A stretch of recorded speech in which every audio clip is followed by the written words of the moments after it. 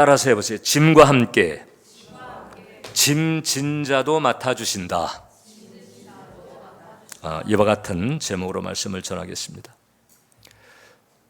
남녀노유 빈부귀천 동서고금 할 것 없이 이 땅에 태어난 인간이라면 공통적으로 빠짐없이 가지고 있는 게 있습니다. 짐입니다. 짐. 그래서 살다 보면 이런 질문을 종종 할 때가 있습니다. 왜 이렇게 내 삶에는 짐이 떠날 날이 없는 걸까? 언제나 나는 편한 마음으로 살 수 있는 거지? 아니, 한 밖에 안 사는 인생인데 왜 이렇게 꼭 짐을 걸머지거나 짐의 무게를 느껴야 하는 걸까? 이런 의문을 가집니다. 여러분, 짐승은요, 이런 염려나 근심이 없어요. 상위 포식자를 만났을 때에 그때 이제 죽음의 위협을 느끼면서 긴장을 하긴 하겠지만은 그렇지 않으면요, 언제 그런 일이 있었냐는 듯 또 태평해집니다. 근데 유독 인간만은 사는 내내 짐이 있어서 짐을 느끼고 짐이 없는데도 또 짐이 생길까봐 짐스러운 마음을 가집니다. 이와 같은 이 질문들, 그래서 이 근원적인 질문을 놓고 이 신학자들이나 철학자들 혹은 문학가들조차도 계속해서 이것을 탐구하는 거예요. 도대체 이게 왜 이러는 걸까? 여러 많은 분들이 이런 점에 대해서 헤아렸지만 제가 확신하건대 정답을 올바로 말씀하신 분 한 분이 있는데 성 어거스틴입니다. 이분은 왜 인간들이 이 짐의 무게에서 피할 수 없는지를 이렇게 말했습니다. 하나님을 떠난 인간은 자신 안에서도 평화를 찾을 수 없다. 그는 끊임없이 바깥으로 향하며 결국 다시 하나님께 돌아올 때에만 쉼을 얻는다.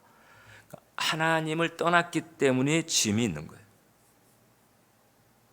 그러면 해법도 이제 역으로 가능하지요. 하나님께 돌아오게 되면 짐을 내려놓고 쉼을 얻을 수 있다는 거예요. 자, 그러니까 우리가 이 짐을 느끼고 짐 때문에 불안해하는 이 이유는 뭘까? 하나님과의 사이의 분리 상태 때문이라고 하는 거지요. 이게 소위 이제 근원적인 분리 불안입니다. 그런데 이제 이런 점을 살피다 보면 특히 이제 교회 다니시는 분들은 이런 질문을 또 할 수가 있습니다. 아니, 목사님, 저는 지금 하나님을 알고 있잖아요. 이 자리에 있다는 것 자체가 지금 이제 하나님을 알게 됐다는 것 아닙니까? 그런데도 저는 여전히 불안한데요. 이 질문 역시도 어거스틴의 포인트를 가지고 설명이 가능하죠. 하나님을 알긴 했지만은 그러나 하나님을 알게 된 그 사람 안에 내재해 있는 하나님과의 분리된 부분, 이것이 여전히 또 짐과 불안을 느끼게 한다. 그럼 어떤 부분이 하나님을 아는 신자 안에도 하나님과 분리 상태에 있을까? 죄성 같은 거죠. 육신적인 한계, 이런 것을 말합니다. 그래서 이 세상에 숨을 쉬며 사는 인간들은 이 짐이 거의 숙명처럼 걸머져지는 거예요. 이 숙명처럼 지워지는 이 짐, 이것을 해결할 수 있는 길이 제가 볼 땐 딱 두 가지다. 하나는 뭔고 하니? 죽음이죠. 또 하나가 하나님께 맡겼을 때입니다. 이 두 가지 길 이외에 인간이 짐을 벗어버릴 수 있는 길은 없다는 거예요.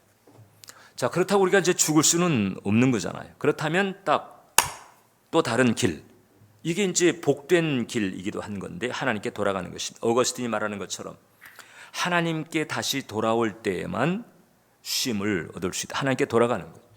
근데 마침 하나님께서는 또 오라고 하시는 거예요.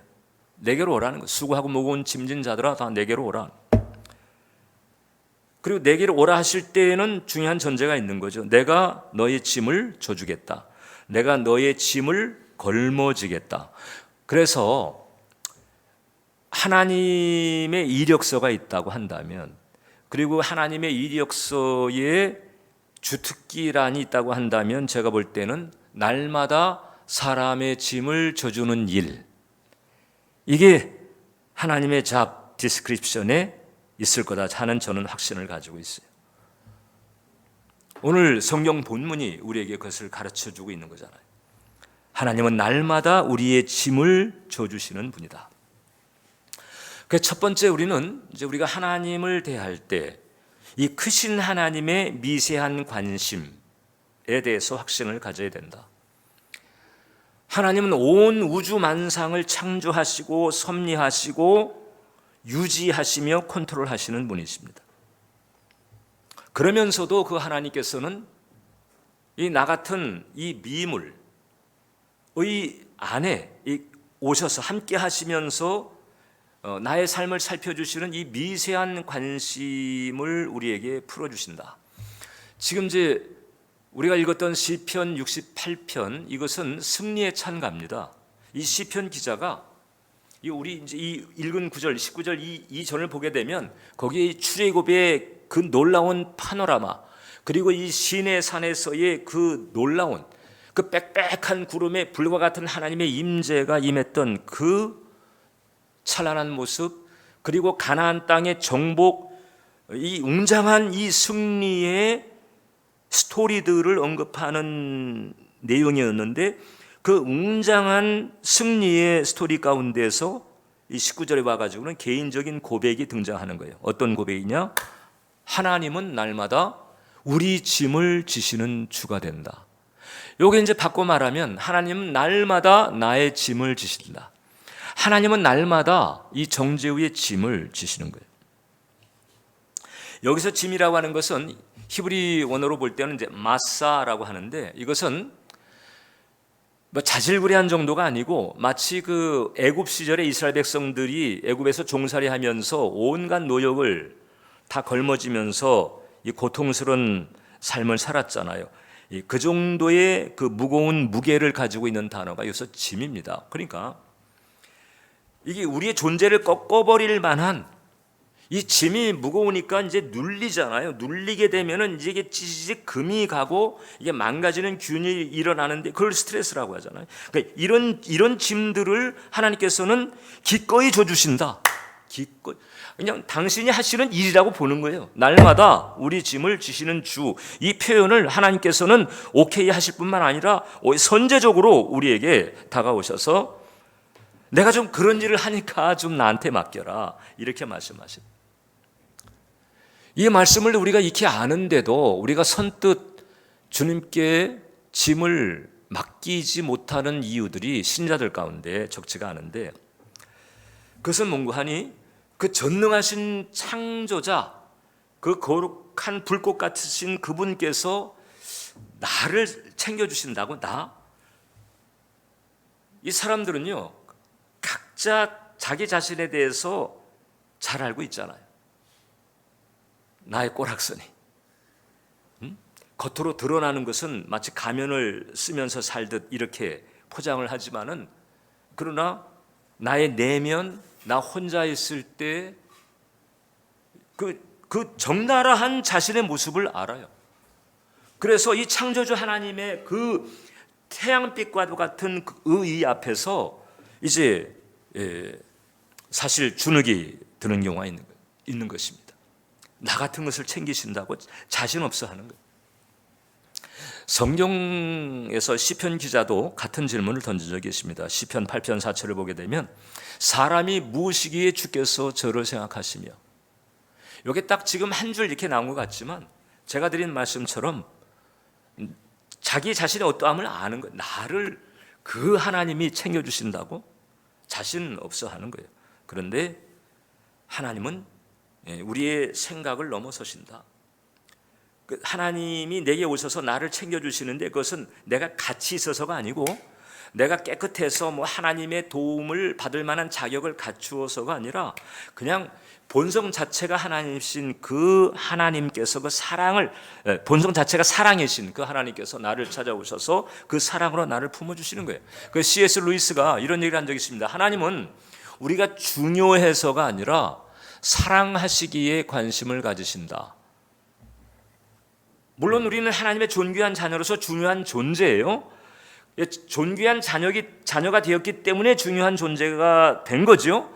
그런데 하나님 입장에서 본다면 사람이 중요해서 사랑하는 게 아닙니다. 그러면 안 중요한 사람은 그러면 사랑하지 않으시나요? 그게 아니고 그냥 하나님은 본성적으로 사랑이신 분이고 그래서 그 사랑을 풀어놓는 거예요. 그래서 그 삼위일체 하나님께서 인간을 창조하기 이전에 그 삼위이면서도 일체가 되는 이런 그 초월적인 사랑, 깊은 사랑 가운데 서로 교제하셨을 뿐만 아니라 이제 인간을 만드시면서 그 사랑의 확장인 거예요. 그 사랑을 풀어내고 그 사랑을 넓히는 그 사랑의 확장으로서 인간을 만드시고 우리의 어떠함에 상관없이 계속해서 그 사랑을 우리에게 베풀어 주신다. 그러니까 내가 하나님께 은혜와 사랑을 받을 만한 자격이나 조건을 갖추어서가 아닙니다. 사랑이신 하나님께서 사랑의 마음을 가지고 사랑을 확장하고 사랑을 풀어놓기 위해서 사랑의 파트너로 우리를 지으셨는데 여전히 그 사랑을 가지고 죄 가운데 멀어진 우리조차도 다가오셔서 품어주시며 돌아오기를 바라고 돌아온 그 사람은 하나님께서 능히 기꺼이 그리고 짐을 지어주시는 은혜를 베풀어 주신다. 그래서 하나님은 위대한 승리만이 아니라 우리의 일상 속 아주 작은 짐까지도 구체적으로 걸머져 주신다는 거예요. 지난주에 지미 카터 대통령에 대해서 나눈 바가 있습니다. 자, 언급한 것처럼 이 지미 카터 대통령은 재임 시절에 혹독한 짐을 졌습니다. 많은 사람들이 그를 공격하고 비난하고 압박했습니다. 전 목사나 수도사가 될 사람이 정치인이 돼가지고 이렇게 경제도 말아먹고 이 국제정치도 말아먹고 저러고 있네. 온갖 비난의 화살들이 그에게 꽂혔습니다. 정말 견디기가 쉽지가 않은 그 비난과 압박, 그 재임 기간 동안에 그 짐이 있었는데 그 짐을 지미 카터는 주님께 맡긴 거예요. 주님, 오늘도 제 짐을 맡겨드립니다. 그래서 이제 전임 대통령이 됐잖아요. 그러니까 전임자를 붙였을 때에 대단한 업적을 이루게 되었는데 그때 이 지미 카터가 이런 고백을 합니다. 하나님이 짐을 지지 않으셨다면 난 단 하루도 버틸 수 없었을 것입니다. 짐을 맡긴 거예요. 모든 아무튼 짐스럽게 만드는 것이라면 근데 그걸 이제 내가 편하게 해결할 수 있는 거라면 그렇게 하면 되지요. 근데 내가 어찌할 수 없는 그냥 걸머질 수밖에 없는 그런 것들은 하나님께서는 다 내게로 가져오라고 하시는 거예요. 어떻게 그 짐을 맡기나? 자, 우리는 잘 알고 있어요. 기도로 맡긴다. 기도로 맡기는. 목사님, 기도했는데도 그 짐의 무게가 사라지지 않았습니다. 그럼 어떻게 해야 될까요? 기도의 용량을 늘려야지. 감기와 폐렴 때에 그 약의 내용도 달라지고 복용량도 달라지잖아요. 폐렴이 들었는데 감기약 먹으면서 버티려고 하면 안 되는 거죠. 폐렴에는 폐렴에 해당되는 분량의 약을 먹어야 되는 거죠. 그러니까 내가 이제 짐을 기도를 통해서 맡기는 거예요. 이러이러한 압박이 내게 있습니다. 이러이러한 고통이, 불안이, 염려가 있습니다. 이것을 이제 기도로 이제 맡기는데 기도했는데도 여전히 짐의 무게가 느껴진다고 한다면 이제 더 많은 기도를 드려야 되는 거예요. 근데 이제 기도를 할 때에 적어도 우리는 이제 이 하나님께서 우리에게 가르쳐 주신 길을 갈 필요가 있다. 어떤 기도인가 하니 이 구체적으로 서술하면서 의탁하는 거예요. 문제, 어떤 상황들 이런 것들을 구체적으로 서술하면서 맡기는 거지. 이래서 이 구체적으로 소수를 하면서 맡기는 요 과정에 하나님에 대한 믿음이 작용합니다. 하나님께서 계시고 그 하나님이 이 상황을 해결해 주실 수 있다고 하는 믿음이 있으면은 믿음이 있는 만큼 구체적으로 소수하게 돼요. 그것은 마치 우리가 일상에서 인간관계를 가질 때 내가 어떤 문제를 가지고 있어요. 근데 내가 만나는 그 누군가가 내가 가지고 있는 문제를 이제 부탁을 했을 때 풀어줄 수 있는 존재라고 생각하면, 그래서 가지는 만남이라면 그 사람을 만나가지고 구체적으로 얘기를 합니다. 간절히 읍소를 합니다. 근데 내가 만난 또 다른 사람이 내 문제를 말해도 이 사람은 해결할 능력이 없다고 한다면 문제를 굳이 자세히 서술할 의지를 가지지 않죠. 요 구도는 고스란히 하나님과 우리 사이에도 적용이 되는 것이다. 그래서 구체적으로 서술하면서 맡기는 이런 의지적인 끈기가 필요한 거예요. 종종 다 아시지요, 하나님. 이렇게 끝내려고 하는 경우도 있어요. 그거는 통할까? 그냥 구체적으로 서술하지 않고 다 아시지요, 하나님. 이거 통할까, 안 통할까? 통할 수도 있습니다. 그런데 만약에 통하지 않으면 어떻게? 그냥 다 아시지요, 하나님 해가지고 짐의 무게가 사라지고 짐 대신에 쉼이 내게 다가온다면 그렇게 끝날 수 있는 노릇입니다. 그런데 만약에 그거 가지고 안 통한다 하게 되면은 이제 기도의 방법을 바꿔야 되는 거예요. 왜냐하면 내 형편, 내 짐, 이것을 주님께서 아시지만 주님께서 아시는 것과 주님께서 맡아주시는 것은 일단 별개거든요. 안다고 해서 다 맡으시는 건 아니에요. 아시지만 우리가 맡겨드리는 것을 주님께서는 맡아주신다. 다 알아. 난 계속 힘들고 있는데 너 힘든 건 내가 알지. 그냥 그러고 계시는 거예요. 내가 알아. 다 아시죠? 알지. 근데 우리는 이제 이 짐이 옮겨지기를 원하는 거잖아요. 그러려면 이제 내가 맡기라는. 그것은 내가 해야 될 일, 내가 맡겨야 돼. 이게 바로 이제 우리에게 시편이 알려주는 교훈인데, 시편은 그래서 이 짐을 맡길 때 어떻게 맡기는가를 다윗을 통해서 우리에게 알려줍니다. 다윗의 시편을 보게 되면, 시편의 절반이 다윗이 지은 거잖아요. 다윗의 시편을 보게 되면 이제 자기가 겪고 있는 일, 자기에게 닥쳐진 상황을 시시콜콜 서술합니다. 하나님, 지금 아무개가 마치 사냥꾼처럼 올가미를 놓고 내가 거기에 걸리기만을 기다리고 있습니다. 하나님, 아무개가 나를 지금 비난하고 나를 지금 의뢰하고 있는데 그 입에 혀가 삭도와도 같습니다. 이 구체적인 상황을 서술하는 거예요. 모든 상황에 대한 서술, 그리고 그 모든 상황을 겪고 있는 나의 느낌조차도 서술하는 거예요. 모든 상황에 대한 서술, 모든 느낌에 대한 서술이 있다. 이 구체적으로 의탁하는 거예요. 이 구체적으로 의탁할 때에 그 자체가 가지고 있는 이 믿음, 이것을 하나님께서 이제 보시는 거죠.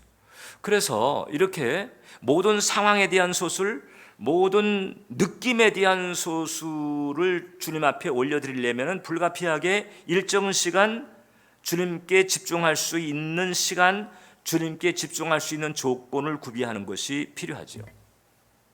그러니까 우리가 이제 이 짐을 맡겨드릴 때 이 정도도 안 하고 짐의 문제를 해결하겠다고 한다면 이제 그건 욕심에 해당될 수도 있다. 어떤 청년이 불안장애를 앓는 청년이 있었어요. 이게 이제 불안감을 느끼는 수준과 불안장애를 가지고 있는 게 다르잖아요. 이 불안장애는 자동적으로 그냥 거기에 매이는 거예요. 이 불안장애를 겪던 이 청년이 이제 주님을 알게 됐는데, 이 주님께서 수고하고 무거운 짐을 져주시는 분. 지금 이제 시편 68편 19절은 구약이잖아요.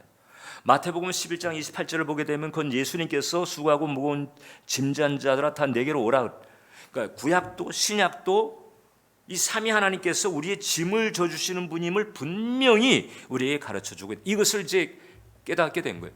그래서 이제 자기의 이 불안장애라고 하는 짐을 주님께 이제 맡기기 시작했는데 기도를 해야 되는 거잖아요. 기도를 해야 되는데 이 기도 줄이 안 잡혀. 왜냐하면 이 불안장애 상태가 그냥 마음을 계속 일렁이게 만들고 울렁이게 만들어 버리니까 이 기도줄 잡기가 쉽지가 않은 것입니다. 조금 기도하다 보게 되면은 지난주에 겪은 일이 불쑥 치고 올라와 가지고 또 요동을 치게 만들고, 조금 더 집중하려고 하게 되면은 어제 그제 겪은 일이 또 치고 들어와 가지고 막 휘정거려 놓고, 이게 기도줄이 안 잡히다 보니까 이 형제가 어떻든 이 기도를 통해서 나의 짐이 주님께로 옮겨지는 것인데 이 기도 길이 안 터지니까 어떻게 할까 이렇게 고민하다가 드디어 이 청년이 글쓰기 기도를 하기 시작했어요. 이 생각으로 말로 하려다 보니까는 자꾸 마음이 요동쳐서 기도 줄이 안 잡히잖아요. 그러니까 글쓰기 편지 기도를 드려야 되겠다. 이래가지고 이제 종이를 딱 놓고 펜을 붙잡고는 그다음에 자기가 원하는 것을 글쓰기를 하는 것입니다. 이 글쓰기를 하다 보게 되니까 이 글 쓰는 상황에 이 집중도가 이제 생기는 거잖아요. 그리고 글을 쓸래니까 지금 자신이 가지고 있는 생각이 일단 이게 문자화돼야 돼. 그러니까 이게 명료화되는 거잖아요. 그러면서 이게 이제 정리가 되게 되고 또 그것도 구체적으로 정리가 되게 되고 이러면서 이 글쓰기 기도를 하게 된 것입니다. 거의 자신의 마음을 그대로 글로 옮기면서 그것을 기도문으로 바꾸는 이런 과정을 거치게 되면서 자기가 마음의 갈피를 잡을 수가 있게 되었다. 그래서 이게 이제 짐이 완전히 사라진 것은 아니라 할지라도 그러나 이 짐의 무게가 달라졌다는 거예요. 전에는 정말 견딜 수가 없고 힘들어가지고 이거 나 어떻게 하나 이렇게 했었는데 갈수록 마음의 여유가 있어지게 되고 이 평안이 더 커지게 되는 은혜를 받게 되었다. 그러니까 이 글쓰기를 통해 가지고 집중을 하면서 그 다음에 이 상황에 대한 소술, 느낌에 대한 소술조차도 주님 앞에 그대로 털어놓는 것, 이게 바로 이제 짐이 옮겨지는 이 과정인 거거든요. 이렇게 해야 된다. 짐을 져주시지만 그러나 짐을 맡기는 것은 내가 해야 되는 것이거든요. 그런데 두 번째, 이게 이렇게 이제 맡겼는데도 여전히 불안해질 때가 있습니다. 맡겼어요. 그리고 정말 이 청년 못지않게 집중하면서 심지어는 금식도 하면서 작정하면서 주님 앞에 기도로 의탁을 했음에도 불구하고 여전히 불안이 뭐 이전만큼은 아니지만은 그러나 불안이 떠나지 않는 그런 상태. 이랬을 때도 불안한 거죠. 이건 내가 지금 믿음이 없어서 그런가? 내가 지금 뭔가 좀 잘못 짚은 건가? 내 용량이 부족했나? 여러 가지 이제 고민이 생길 수 있는 것이거든요. 근데 우리가 이제 이 점 한 가지는 우리가 헤아릴 수 있어야 된다. 바로 뭔고하니? 이게 우리가 이제 불안을 느끼는 것은 단순히 짐 때문에만 그런 것은 아니다. 그럼 뭘까? 짐 아니면 뭘까? 나 때문에. 나의 무엇 때문에? 내 안에 깊이 자리 잡은 본성적인 불안 때문에, 그래서 내가 주님께 기도로 맡겼음에도 불구하고 이 불안의 기운이 맴돌 때가 있다는 거예요. 그 독일 태생이었는데 나중에 이제 미국에서 연구를 하게 된 카렌 호나이라고 하는 여자분이 있어요. 여성 심리학자인데 이분은 이 기본 불안 이론을 얘기했습니다. 그리고 이제 사람들의 공감을 샀어요. 무슨 얘기인가 하면 인간은 태어나면서부터 나는 무력하다라고 하는 불안을 안고 살아가는 거예요. 여러분 가만히 생각해 보세요. 이제 사람이 출산을 하잖아요. 출산된 아기를 보게 되면 거의 2년 가까이는 절대적인 무력 상태입니다. 얘는 뭐 태어나서 할 수 있는 게 없어. 짐승들은요 태어나자마자 그냥 뛰기도 하고 지가 알아서 먹기도 하고 이렇게 하는데 사람은요 태어나면 아무튼 1년 차는 뭐 더 말할 것도 없어. 그냥 완전히 무력한 상태. 누군가 돌봐주고 보호해주지 않으면 존재 자체가 할 수가 없어요. 이 철저한 그 무력 상태에서 이 아이는 본성적으로 이제 불안을 느끼게 되는 거죠. 나는 무력하고 세상은 위험하고. 그래서 이런 불안이 단순히 이제 불편한 상태에서만 머무르게 되는 것이 아니라 그냥 태어나면서부터 그냥 자연적으로 그냥 본성적으로 어떤 짐을 느끼기도 전에 그냥 나는 부족하다. 이런 불안감, 그리고 이런 불안감 자체가 본성적으로 열등감을 가지게 만든다. 여기에다가 이제 부모의 사랑이 결핍된다.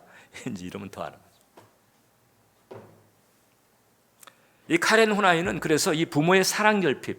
자, 우리가 서두에 살폈던 그 성 어거스틴은 하나님 결핍을 얘기했잖아요. 심리학자들은 이제 사랑 결핍을 얘기하는 거예요. 이런 결핍이 그런 불안감, 그런 열등감을 더 조장시키는 거예요. 그래가지고 이제 살다가 이제 성장하는데 이 세상이 또 결핍을 느끼게 만들어. 인스타그램 같은 경우, 인스타그램 그 누구지요? 그 일타 강사 정승재 수학자라는 그런 얘기를 이제 했어요. 인스타그램에 속지 말자. 인스타그램 때문에 사람들의 내면이 또 망가져. 왜냐하면 인스타그램에 올리는 사진들 다 어디 이제 좋은 데 가서 멋진 데 가가지고 뭐 자기 자신에 있어서 어떻든 좋은 것 최고만 딱 올리는 거잖아요. 그럼 이제 그걸 이제 사람들이 보는데 다른 사람들 또 그걸 보면서 나는 저렇게 왜 지금 안 되는 걸까? 또 안 되는 자신에 대해서 또 열등감을 가지게 되고 부족하다는 불안감을 가지게 되고 이런 상황들이 계속된다는 거예요. 직장인이 직장을 다니면서 성과를 내잖아요. 그럼 이제 성과를 내게 되면은 평안해질까? 겪어보잖아요. 성과를 낸다고 평안해지는 게 아니라 그 다음 단계가 또 있는 거예요. 그래서 이제 그보다 더한 성과, 또 그보다 다른 성과를 내면은 지금 성과를 냈는데도 닥쳐지는 이 불안이 해소가 될까? 그게 아닌 걸 또 알잖아요. 겪어봤잖아요. 또 역시 이 불안감은 계속 되는 거예요. 그러니까 이게 이제 존재적 불안이죠. 성취나 성과가 없어서가 아니라 성취나 성과가 있는데도 사람에게는 존재적인 불안이 있다. 그래서 어느 면에서는요, 여러분, 우리가 느끼는 이 무력감이나 이 불안감이라고 하는 것은 이게 잘못돼서가 아니라 혹은 비정상이라서가 아니라 그냥 사람이라면 보편적으로 처하게 되는 그런 상황인 면도 있는 것이. 그러니까 이게 우리가 이제 정말 기도를 하면서 주님께 의탁함에도 불구하고 그런 부분이 있을 때 너무 주눅들 필요는 없습니다. 이게 보편적인 상태라고 하는 사실을 인정하면서 중요한 것은 그렇기 때문에 주님을 의지하는 거죠. 하나님께서는 왜 인간만큼은 유독 그렇게 철저한 무력 상태에서 자라게 하셨을까? 주님을 의지하라는 거예요. 모든 인간에게 예 없이 닥쳐지는 죽음이라고 하는 것이 죄 싹은 사망이다라고 하는 이 영적인 이치를 가르쳐 주는 것처럼 인간이 태어나서 그 초기 상태에 철저한 무력 상태에 있는 것 자체가 인간은 그냥 자기 혼자 설 수 있는 존재가 아니고 창조주신 주님께 붙어야만 된다는 존재, 그 교훈을 가르쳐주고 있는 것이다. 하나님은 우리 사람이 이런 본성적인 연약함이 있다고 하는 것을 알아요. 그래서 우리가 짐을 가지고 가잖아요.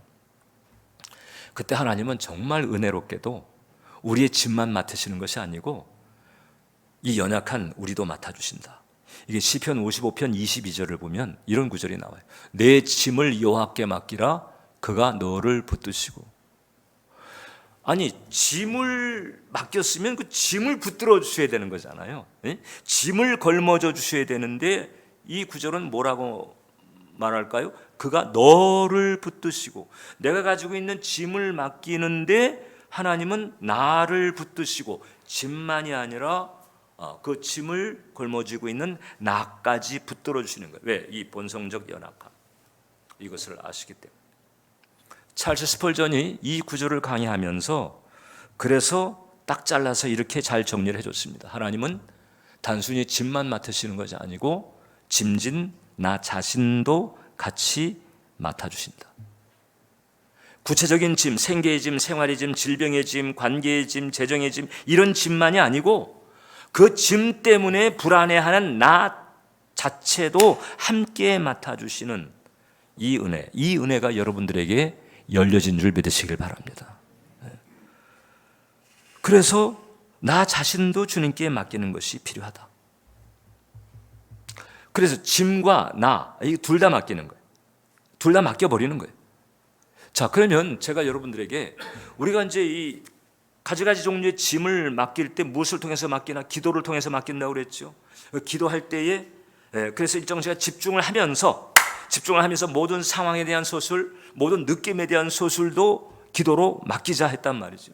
그럼 이제 짐은 그렇게 맡기는데, 그럼 이제 나는 어떻게 맡기나? 그 나를 맡기면 하나님께서 나를 붙들어 주시는 거잖아요.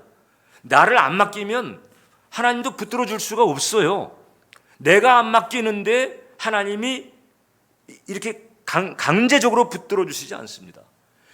이 중생의 축복은 은혜로 거저 주시지만 중생 이후의 안정과 평안이라고 하는 것은 나도 맡게 되는 일은 내가 해야 되는 것이거든요.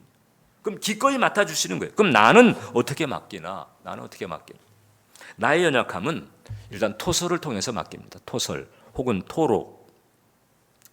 이 본성적 연약함, 이 대목을 주님 앞에 그대로 이제 맡기며 의탁한, 나는 무력합니다.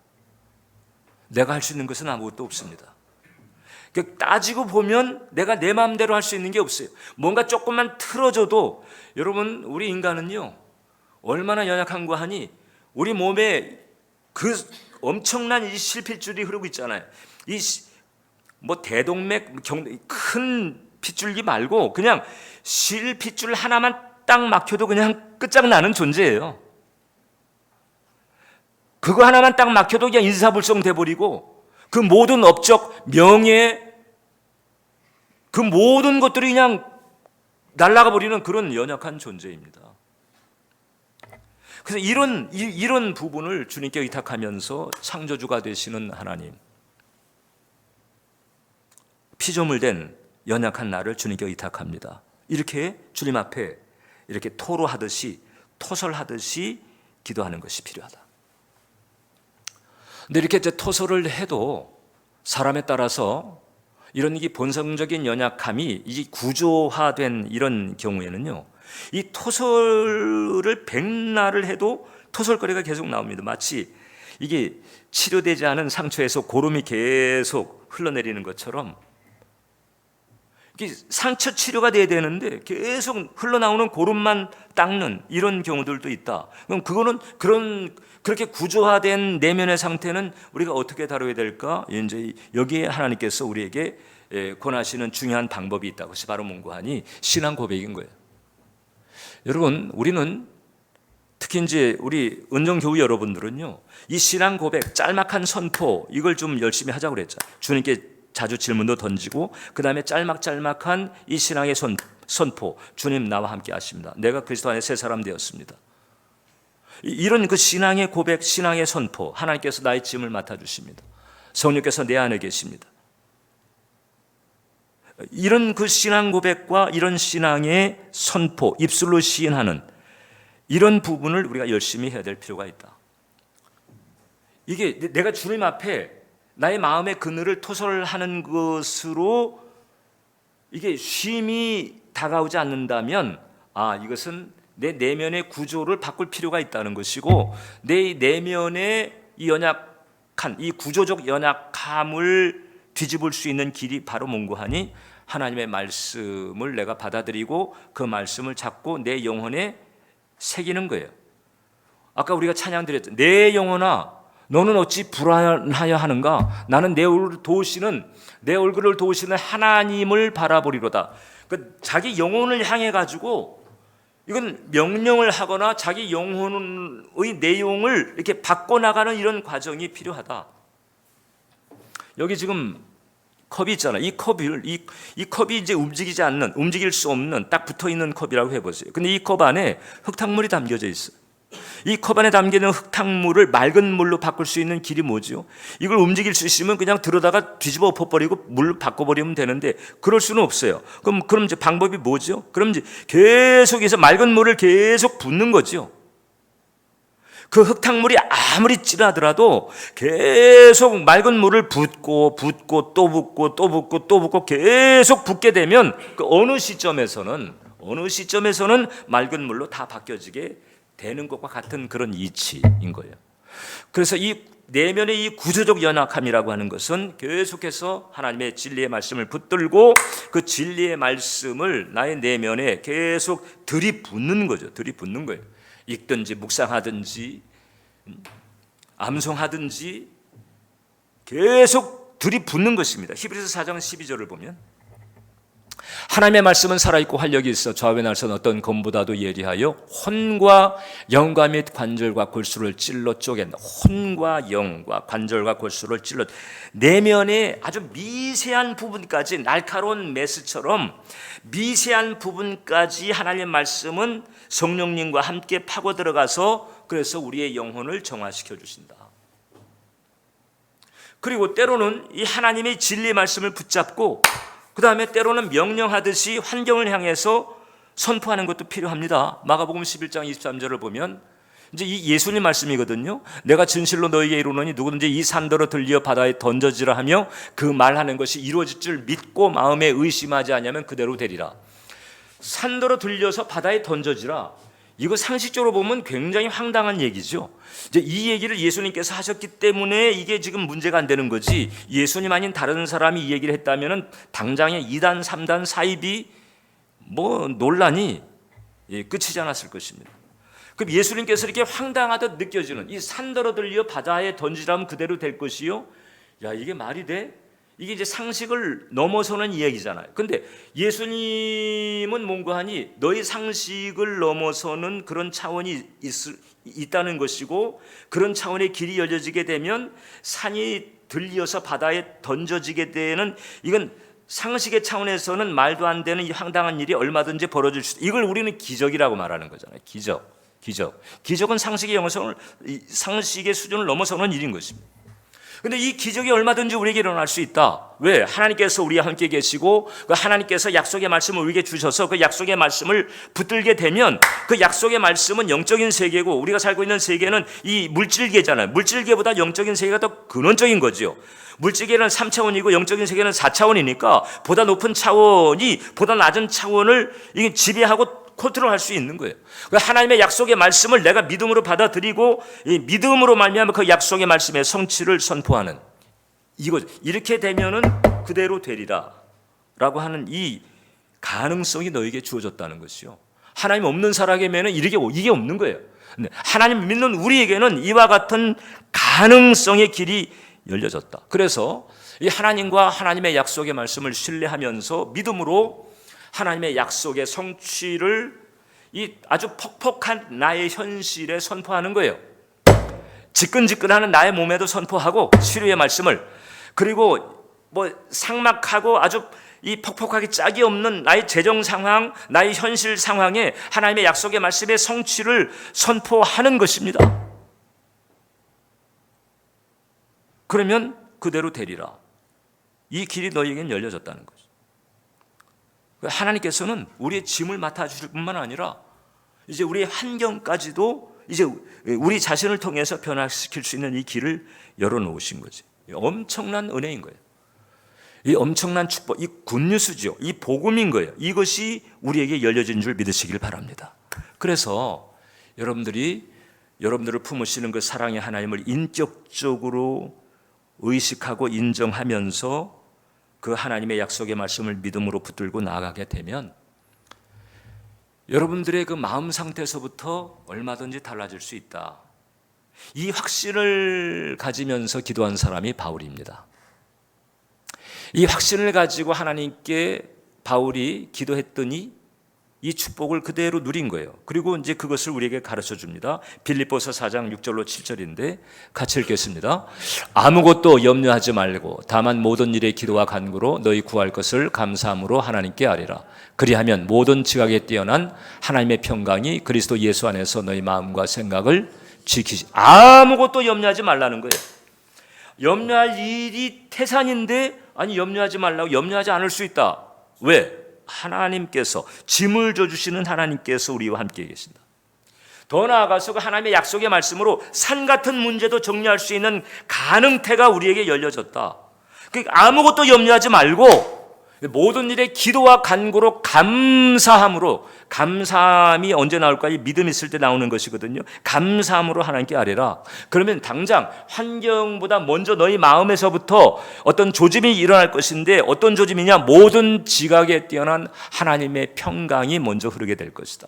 그래서 하나님의 그 응답은 평강이 1차고 그 다음에는 환경의 변화, 이게 2차적으로 다가오는 거예요. 이런 축복의 문이 저와 여러분들에게 열려있는 줄 믿으시길 바랍니다. 이 길을 가야 하는 거예요.